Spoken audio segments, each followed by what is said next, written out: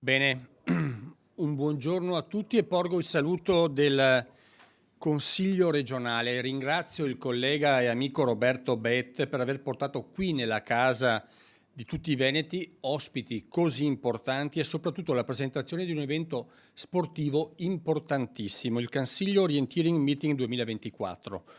Un caloroso benvenuto a Elena Poli, vicepresidente della Federazione Italiana Sport Orientamento, qui a nome del presidente Sergio Anesi, che ho già conosciuto in altre occasioni e che ha visto anche lui appunto partecipare a presentazioni in questa sala. Un benvenuto a Edoardo Trona, presidente dell'Orienteering Tarso, gli amministratori locali, da Giacomo De Luca, sindaco di Fregona, da Ueli Costa, vice sindaco di Tambre, Lucia Dalla Libera, assessore di Tambre, e Riccardo Sitran, assessore di Alpago. Parlo nelle duplici vesti di presidente del Consiglio regionale del Veneto, ma anche di dirigente sportivo, visto che da poco tempo sono anche vicepresidente della Lega Ciclismo Professionistico Italiana. Non vi nascondo la grande soddisfazione di vedere che anche le federazioni sportive italiane delle discipline olimpiche con competizioni di singoli atleti sono riuscite a presentare un azzurro alle prossime Olimpiadi di Parigi. È un segnale importante di maturità, perché non esiste solo il calcio, non esistono solo le Olimpiadi peraltro. Lo sport italiano è in forte crescita come numero di praticanti e soprattutto è in forte crescita nelle discipline non olimpiche. L'orienteering è tra queste e mi consta che i nostri azzurri delle varie specialità dell'orientamento sappiano farsi valere a livello internazionale con ottimi risultati, e mi permetto per questo di fare un grandissimo in bocca al lupo alle due azzurre e ai due azzurri che dalla fine di luglio rappresenteranno i nostri colori all'Universiadi di Bansko in Bulgaria. Come tutte le discipline minori, l'orienteering meriterebbe maggiore spazio, anche un po' di maggiore attenzione da parte del Comitato Olimpico Internazionale, perché il vostro sport non è solo in crescita e va imponendosi, ma rappresenta specialità e discipline di straordinario valore culturale oltre che sportivo. L'orientamento è uno sport che porta il praticante, sia esso l'atleta affermato ma anche il semplice appassionato, a vivere lo spazio, l'ambiente, a conoscere e scoprire il territorio, ma anche la città con gli occhi e intelligenza nuova. È uno sport a 360 gradi che davanti a sé straordinarie opportunità. Io ho partecipato a più edizioni di svariate manifestazioni ciclistiche, che è la mia passione, ad esempio l'Eroica, una gran fondo nata nel 97 sulle strade bianche del Senese con biciclette e abbigliamento d'epoca. Il primo anno ci furono 92 iscritti. L'ultima edizione dello scorso anno ha avuto oltre 8.000 iscritti, ma i numeri dicono poco, perché in realtà lungo il percorso dell'Eroica, durante tutto l'anno, ci sono appassionati che si allenano e si mettono alla prova. Per le terre senesi l'Eroica è diventato un attrattore di visitatori molto attenti e sensibili alle esigenze del territorio. Dunque non solo sport, ma anche un modello di turismo nuovo, che va imponendosi anche in altre regioni e anche all'estero, perché è una miscela perfetta tra pratica sportiva, ma anche divertimento e scoperta del territorio lontano dai flussi turistici di massa. Io credo che l'orienteering, e ad esempio anche la mappa che mi avete mostrato prima, abbia queste possibilità, abbia la possibilità di far conoscere a persone che arrivano da 30 nazioni del mondo un territorio particolare e bellissimo come il Consiglio, dove la Regione Veneto è leggermente impegnata da svariato tempo con il suo braccio operativo Veneto Agricoltura, ma sicuramente anche, ripeto, quella mappatura fatta dai vostri tecnici, dai vostri disegnatori di tracciati può essere utile per creare anche a chi vorrà ritornare o a chi vorrà far venire degli amici una base d'appoggio per conoscere meglio il nostro territorio.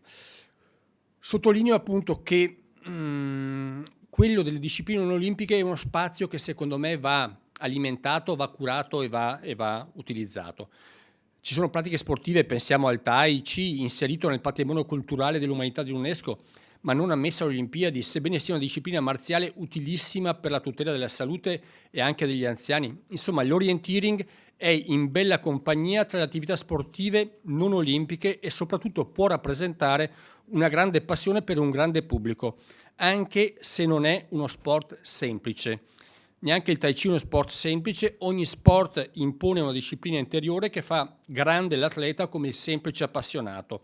Ogni sport richiede sacrifici, qui ringrazio non solo la federazione e i suoi tecnici, le associazioni e società sportive, i giudici di gara, gli atleti, le loro famiglie che seguono questa passione sportiva pagando di tasca propria.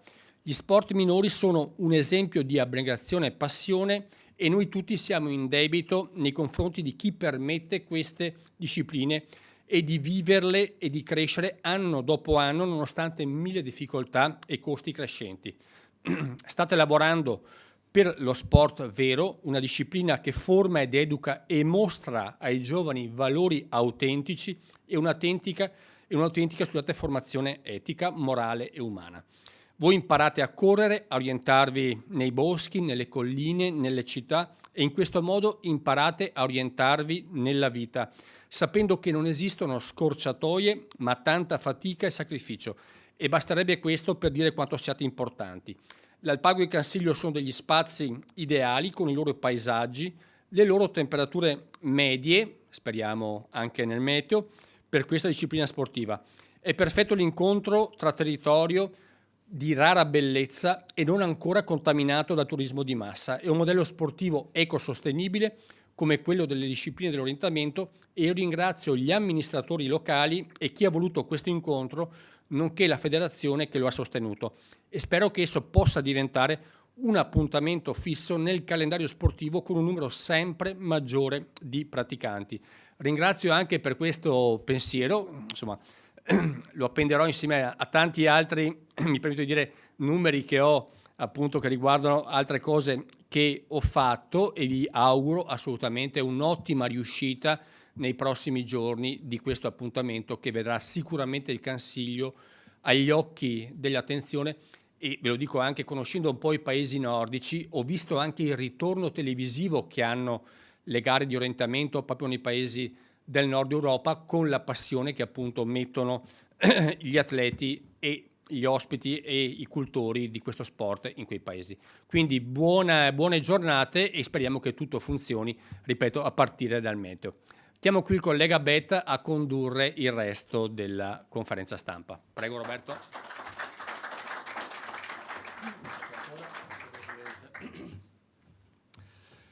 Bene, buona giornata a tutti.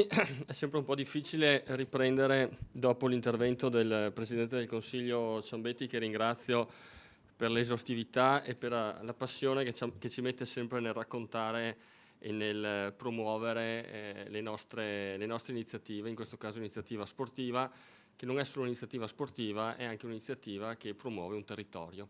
E per cominciare a capire di cosa stiamo parlando, e stiamo parlando del Consiglio, io direi di far vedere un piccolo video che intanto ci introduce su questo ambiente straordinario, su questa foresta unica al mondo. Se la regia mi dà una mano.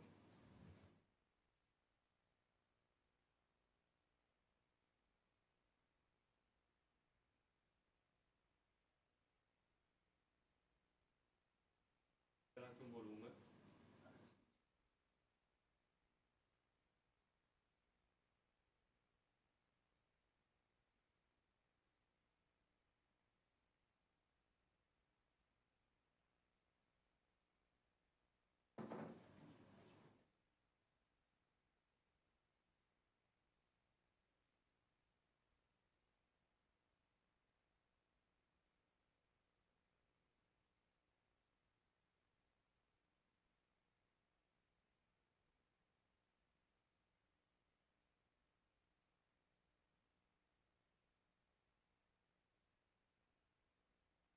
Riempiamo un po' il video con alcuni dettagli. Ecco, qui vedete i cervi, la presenza del faggetto.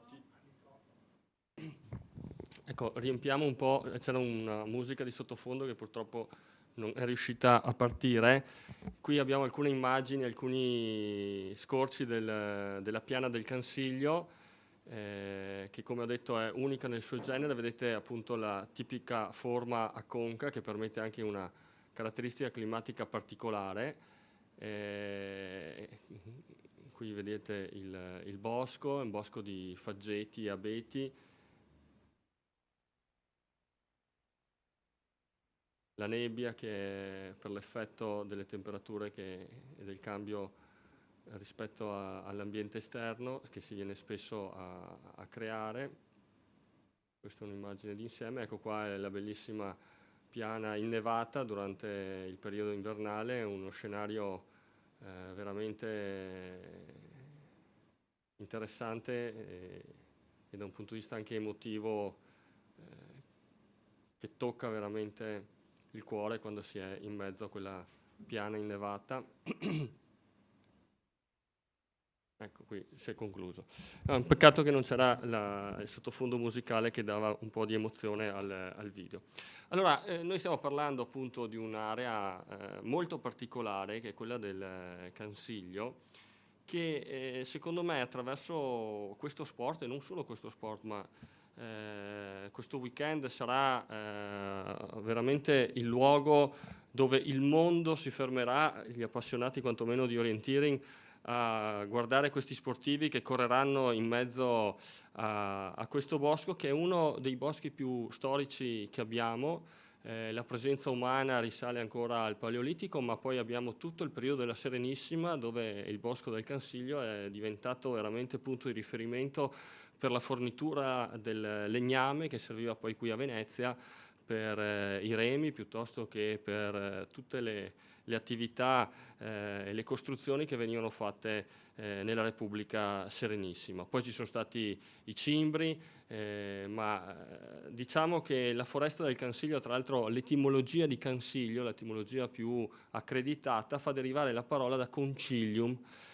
Concilium perché era un'area consortile di boschi e pascoli dove era gestita da più comunità, e difatti anche oggi qui tra noi, dopo interverranno, abbiamo più comunità che si occupano della gestione di questo territorio. Ci sono 2 province venete, ci sono 2 regioni, perché una parte è anche nella parte friulana, ci sono i comuni di Tambre, di Fregona, l'Alpago, quindi un'area che è oggetto di condivisione, no? Di compartecipazione, e questo è secondo me una delle caratteristiche più forti che ha questo territorio. In quest'area ci sono opportunità di visite turistiche per quanto riguarda alcuni musei che sono presenti al Pago, alla stessa Fregona. C'è Veneto Agricoltura, prima veniva citato dal nostro presidente, che gestisce e opera con una serie di strutture sulle quali dovremo magari lavorare sempre di più per valorizzarle. Questo territorio verrà coinvolto in un evento sportivo che, adesso anticipo un paio di numeri, sono già stati detti precedentemente, almeno 30 nazioni, una trentina di nazioni presenti, oltre 540 atleti da tutto il mondo, in particolare dalle nazioni del nord Europa, dove questo sport è particolarmente sentito, e questo è un'occasione di far vivere, come ho già detto, un'area e di far promuovere un territorio che ha già delle potenzialità turistiche. Io mi sono raccolto anche alcuni dati sulle presenze turistiche in questi 3 comuni, e nel 2023, per darvi un dato, ci sono state tra Alpago, Fregona e Tambre 57.000 presenze turistiche, 41.000 in Alpago, 6.000 a Fregona, 9.000 a Tambre. Non sono numeri grandissimi, però indicano una potenzialità. E questa potenzialità, e lancio così un'occasione di riflessione pubblica, è quella di individuare in quest'area non solo un luogo dello sport. Tra l'altro l'orienteering è tipicamente lo sport che promuove il territorio.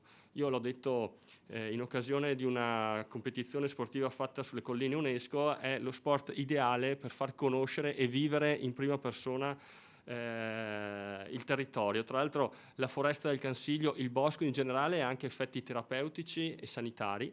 Sappiamo tutti che frequentare, vivere e stare all'interno di un bosco diminuisce l'ansia, fa stare meglio, concilia, diciamo, con la natura, con l'equilibrio personale, quindi un'occasione anche di trovare un po' di tranquillità, un po' di serenità in un contesto magari difficile. Però la potenzialità che ha quest'area, secondo me, è quella di avere in prospettiva magari anche un riconoscimento UNESCO, magari anche un percorso, diciamo, a livello internazionale, perché grazie a questa opportunità e grazie all'orienteering che farà parlare ancora di più del Consiglio, noi avremo delle occasioni e delle opportunità di aumentare il turismo, di far crescere il nostro territorio e di far crescere in generale il nostro Veneto per quanto riguarda l'area di competenza veneta e poi insieme anche quella friulana.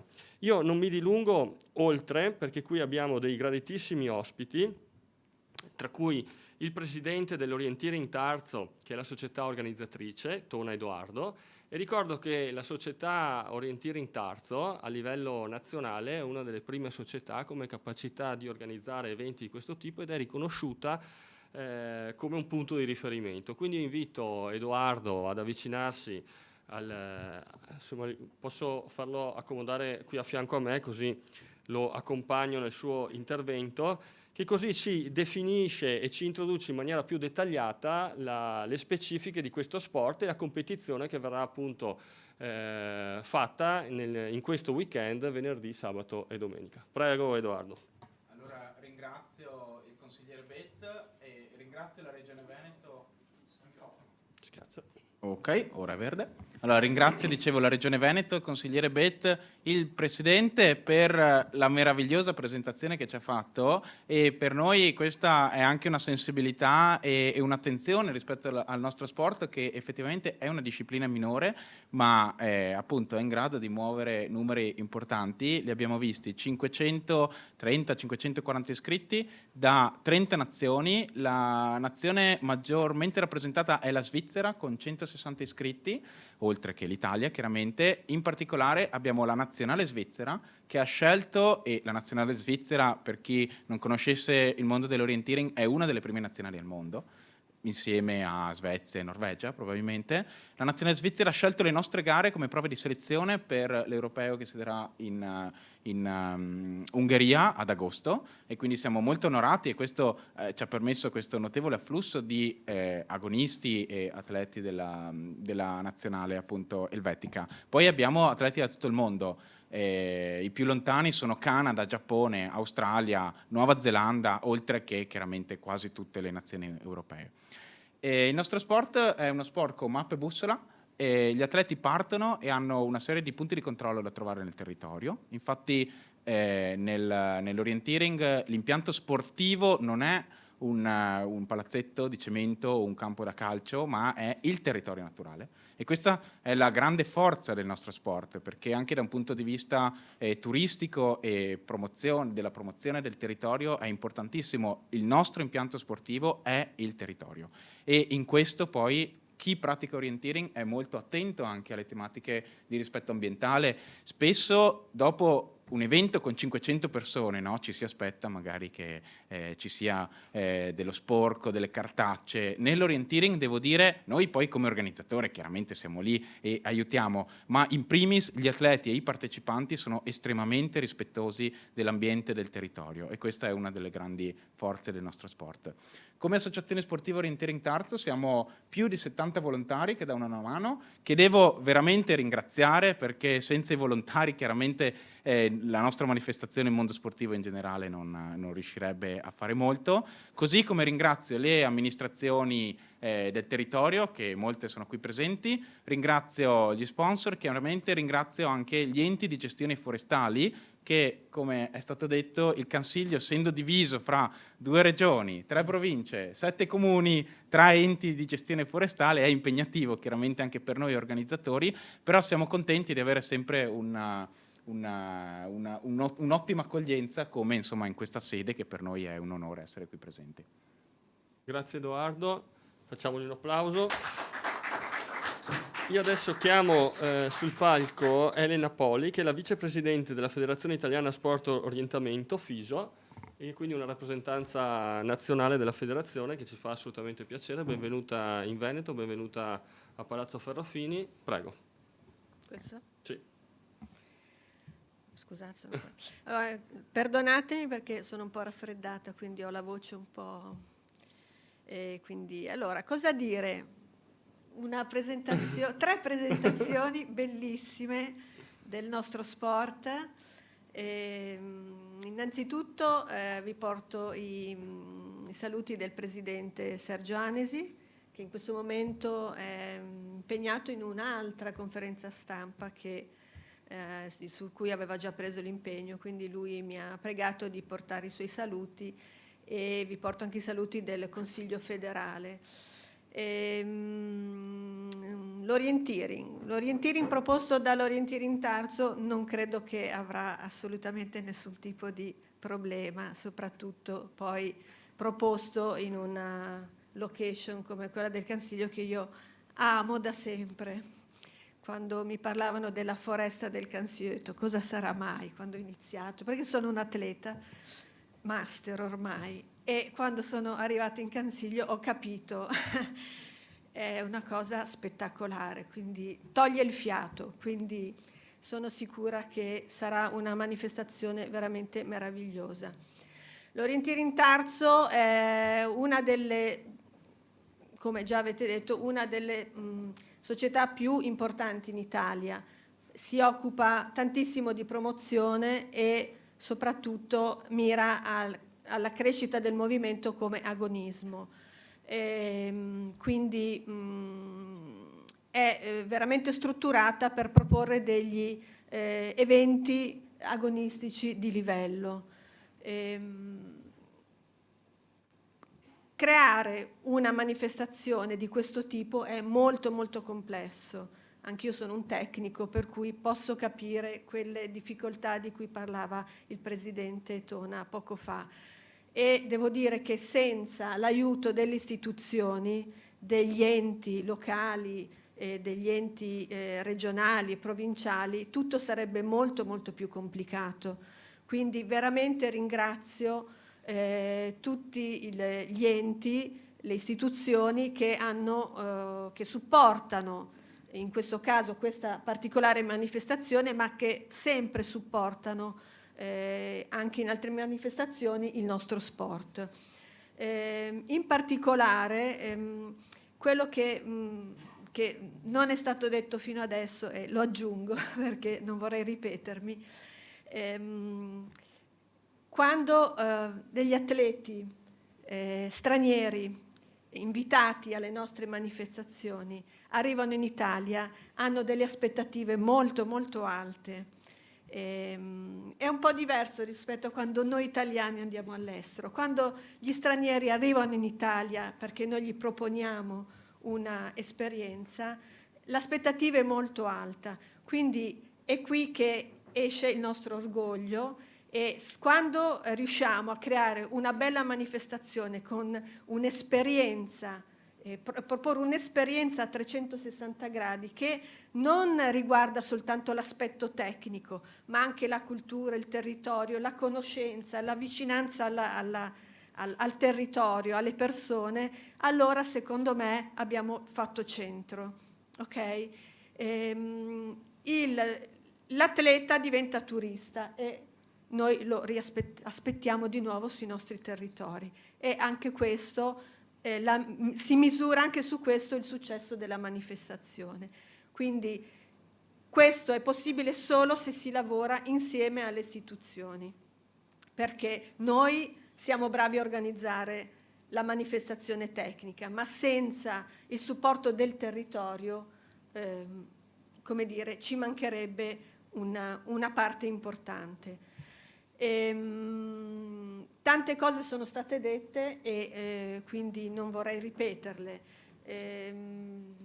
Ricordo, perché questo è anche un po' il nostro orgoglio, che l'orienteering riesce a invadere un territorio e poi lo libera lasciandolo uguale, identico a prima dell'invasione. E questo è una cosa su cui noi lavoriamo tantissimo.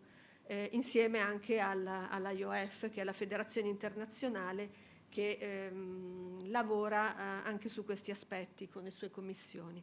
Quindi se vedrete una cartaccia per terra, non è vostra. Vabbè, se è nostra ci avvisate e noi veniamo a prenderla, perché ci può sempre sfuggire. Quindi vi rinnovo i saluti del Presidente del Consiglio federale, faccio un in bocca al lupo a tutta l'organizzazione e vi auguro anche un buon meteo. Però gli orientisti scorrono anche Con la pioggia. Con la pioggia. Grazie. Grazie Vicepresidente Elena Poli. E qui adesso intervengono gli amministratori del territorio. Qui abbiamo con noi il sindaco di Fregona, neoeletto sindaco, le prime armi, dove ospita il centro gare ed è proprio una parte importante del territorio della gara, si svolge nel comune di Fregona. E quindi, caro Giacomo, a te la parola. Ne approfittiamo perché ogni tanto ci scontriamo da un bel pezzo. Eravamo sindaci anche assieme del territorio. Buongiorno a tutti e grazie per l'invito. Io ho sentito parlare bene di questi orienti. Mi ricordo che l'ho fatto 2 o 3 premiazioni, l'ho fatta anch'io, se vi ricordate, perché c'erano anche diversi atleti di Fregona che partecipano e sono sempre iscritti agli orientini di Tarso.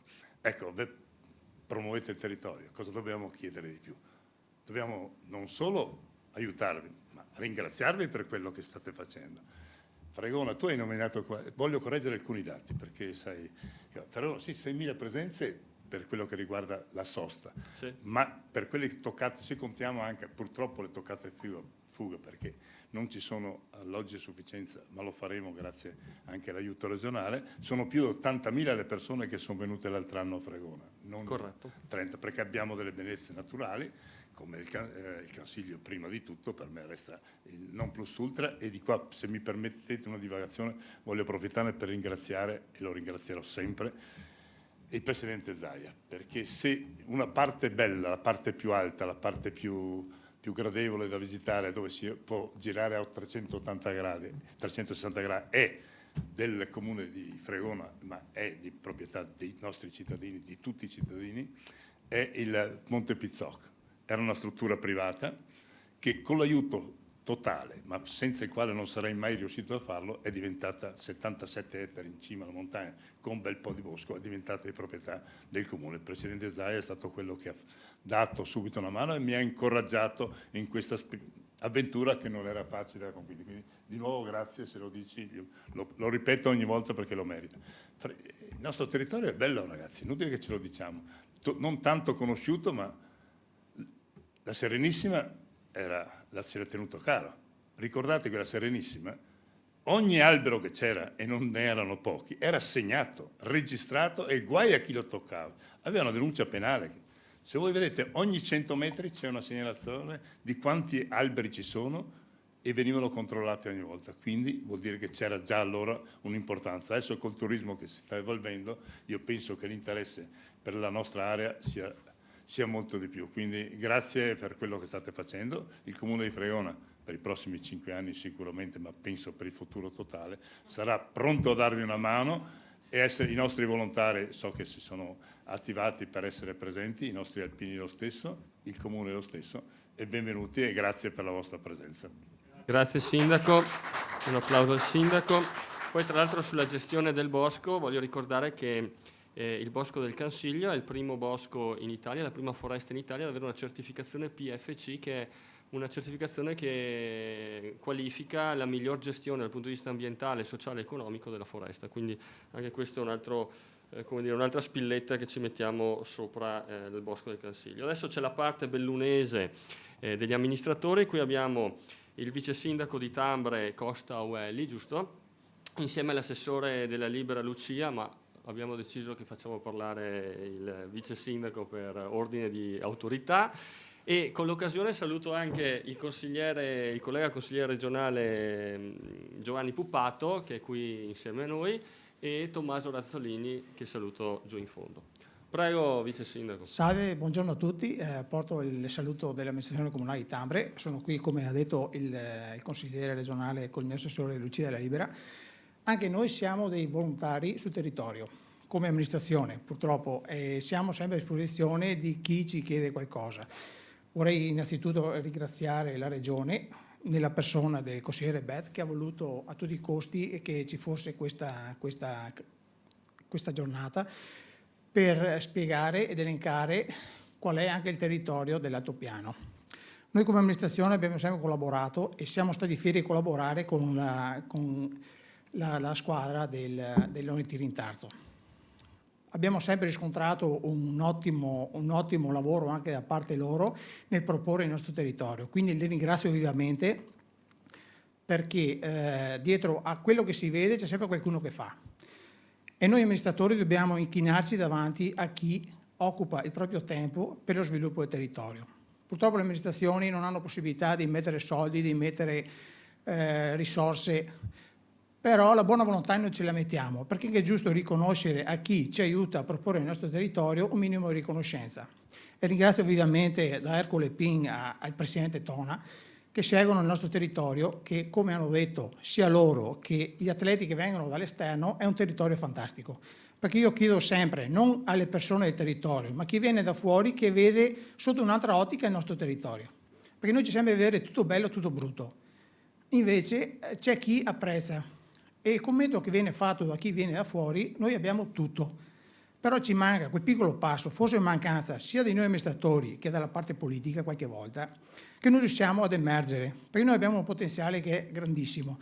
E mi dispiace, come ha detto prima il Presidente Ciambetti, che abbiamo delle attività, abbiamo degli sport che purtroppo sono sempre di nicchia, perché noi vediamo sempre il calcio, però abbiamo degli sport che noi abbiamo in Alpago, iniziamo al lago con la vela, abbiamo il volo libero, abbiamo tutta la parte invernale con la trascavallo, con il sci alpinismo.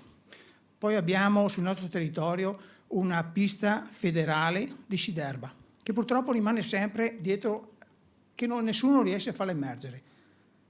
Abbiamo fatto gli europei e i mondiali. Però rimane sempre un sport di nicchia. Questo dispiace anche nei confronti di chi dietro le quinte ci mette il loro tempo per portare queste attività. Io spero che ci sia anche uno sforzo politico, visto anche il clima che è cambiato, la neve non c'è più, di cercare di fare emergere tutti questi sport che non c'entrano più niente con la neve e per dare anche un minimo di riconoscimento a chi impegna il proprio tempo libero. Grazie mille a tutti e buon lavoro e complimenti di nuovo. Grazie Vice Sindaco di Tambre. Adesso l'altro rappresentante dell'amministrazione di Alpago, Sitran Riccardo, assessore, giusto? Prego Assessore. Grazie mille. Buongiorno a tutti, io porto i saluti dell'amministrazione dell'Alpago. Noi come Alpago siamo orgogliosi di ospitare questo evento, in quanto voi siete bravi nel valorizzare il nostro territorio che si presta per questo sport. Infatti sono sicuro che gli atleti sapranno valorizzare e ammirare le bellezze paesaggistiche che ci sono. Ringrazio anche per questa attenzione ai giovani che avete nel riportarli a fare sport, che dopo anche questa pandemia è un tema molto delicato e quindi portare i giovani fuori di casa a fare sport è sicuramente una cosa meritevole. Ringrazio l'Orientino Rintarzo, gli atleti e tutti i volontari che si daranno da fare e ringrazio anche il consigliere Bet e la Regione Veneto per averci dato l'opportunità di portare e dare voce in questa sede. Grazie mille. Grazie Assessore. Bene, allora la scaletta si sarebbe conclusa, però io devo chiamare per forza di cose Ercole Pin qui vicino a me, perché è il deus ex machina di questa conferenza stampa, di tutto quello che ci sta dietro all'orienteering, insomma è un po' il nostro punto di riferimento. E insieme con te Ercole vorrei chiamare anche i giovani sportivi che così ti fanno un po' da supporto, giusto? Ti lascio a te la parola. Abbiamo qui dei campioni italiani, abbiamo una rappresentativa anche ai giovanissimi, abbiamo la Maddalena De Biasi, Maddalena De Biasi è campionessa italiana, pluricampionessa italiana e è stata convocata anche più volte in nazionale, difatti è stata da poco convocata anche ai mondiali, dunque è un fiore all'occhiello. Abbiamo Erik Nielsen, che anche lui è un atleta di elite della nostra società, e poi abbiamo i nostri giovani emergenti che giustamente venite dietro. Venite di qua, ragazzi. Venite di qua. Fateli da che, cornice a che senza a di Ercole. loro, senza un giusto ricambio, non c'è futuro sulla disciplina anche dell'orienteering. Allora, permettetemi innanzitutto di ringraziare qui presente il consigliere Roberto Bet, che ha creduto in questa manifestazione, ma soprattutto nel territorio, il messaggio che vuole trasmettere attraverso anche l'orienteering, che è uno sport, è una disciplina che si addice molto all'ambiente e ogni concorrente, tranne naturalmente chi va via come un razzo come loro, ma chi come me che pratica l'orienteering osserva. E cosa vuol dire? Durante una gara di orienteering osserva cosa ti circonda. Sei costretto di guardare la mappa, ma guardare anche cosa ti circonda, e tante volte uno si sofferma per le bellezze che vede attorno a sé, e questo è veramente una cosa importante. Permettetemi di ringraziare il presidente Luca Zaia perché già più di 10 anni fa ha creduto nell'orienteering.